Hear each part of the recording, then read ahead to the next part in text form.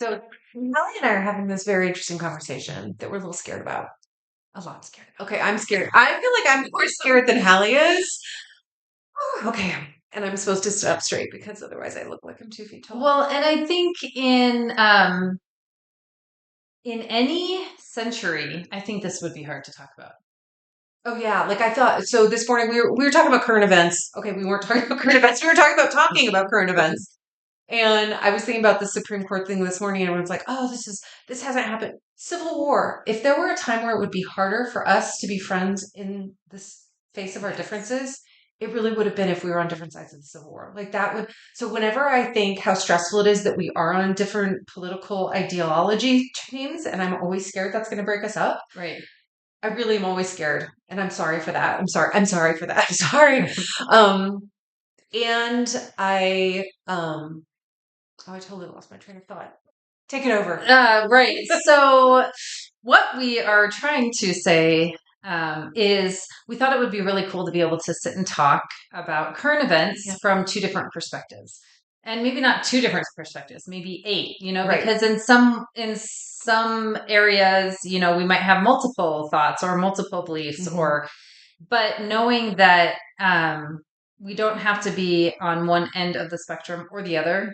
Um, and we don't have to only have friends in one spectrum or the other, or we don't only have to love people in one spectrum or the other, but that we truly can almost love each other best when we, I guess, are able to articulate our differences, accept each other in spite of our differences, um, and choose to remain friends, remain family, remain close, despite every bad thing that we think about each other or even ourselves. So Yeah. When you bring up even ourselves, I mean, as you're talking, I'm kind of thinking of, in the mediation and conflict world, which is what we work in our workspace. It is amazing how we all kind of think like this is the framework that we want to work in, and so we just kind of divide ourselves, and that doesn't serve us anywhere. It doesn't serve us. Like I'm thinking, because I'm thinking of the book Positive Psychology, by Barbara Fredrickson, where she talks about teams that are really collaborative or teams that really work together well, and it's always there has to be dissonance.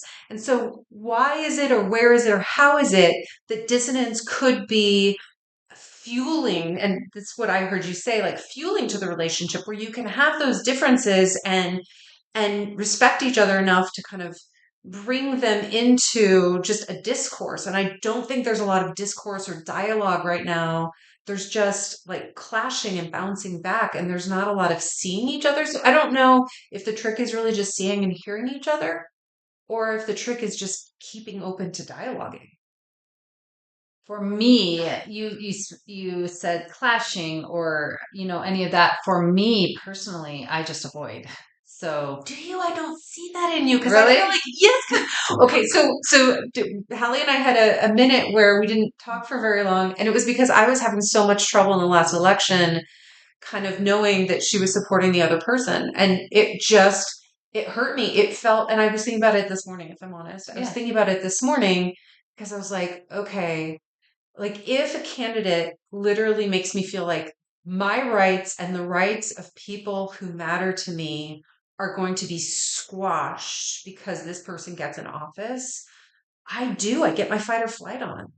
I get my just like, and so I feel like I'm an avoider, and I feel like you're a communicator. I feel like you just keep the dialogue open. wow, I don't feel that way at all. So I feel like if I know it's going to bring opposition or um, you know adversity, harsh feelings, somebody might be hurt, then I just tend to, I feel, avoided. And when she says a hot minute, we're talking about almost 2 years. I thought it was almost 2 years. I don't know. It was a hot minute.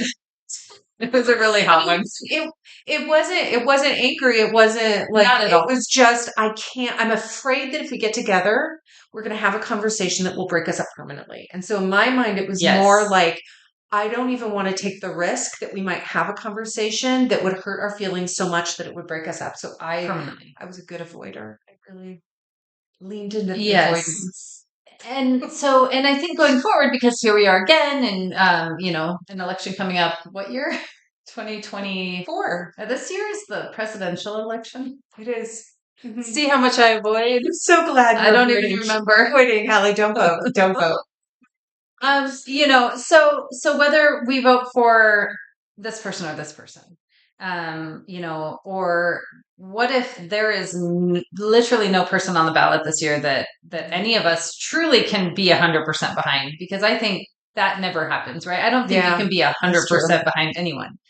Um, That's so true. so it shouldn't break us up. We've learned so much from the last election to just talk it through, not avoid. And I mourn for and miss what, could have happened in those 2 years creatively, Yeah, between us, or me too. friendship wise Yeah. between us, or any of it.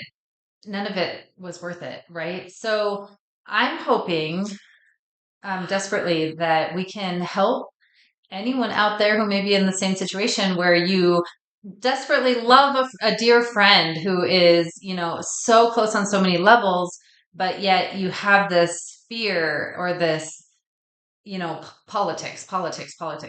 I can't talk to her because of her, viewpoint. I don't believe in her viewpoint, so I can't even talk to her about it. So I'm just going to shut her out. Right? Let's avoid that and let's talk this year. Let's keep talking. Let's, communicate um, and and keep going, knowing that if we zoom out, that this one election is such a small, tiny, zoomed in portion of the world and the humanity, right? And that in my viewpoint, there is a much bigger God in control of everything. And that might be different between who I'm talking to as well, which is again fine to believe as well. But that it truly is a minor issue when you zoom out, and it should never break up friendships or relationships or even coworkers in the workspaces. Yeah. It's, let's zoom out. Let's see the world. Let's see, each other for. Yeah, you know why I like her.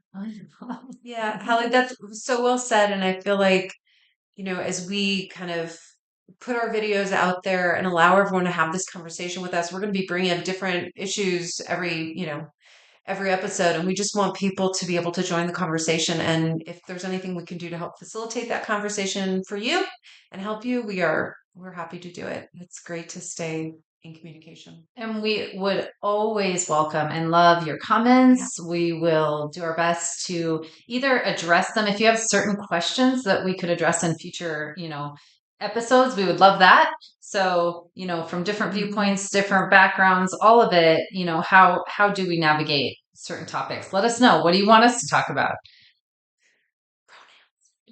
Oh, that one's something too. So yeah, but all of it.